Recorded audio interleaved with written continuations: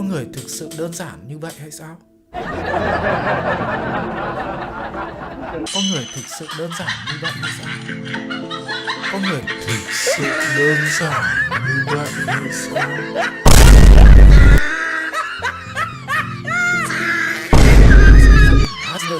Đơn ngộ.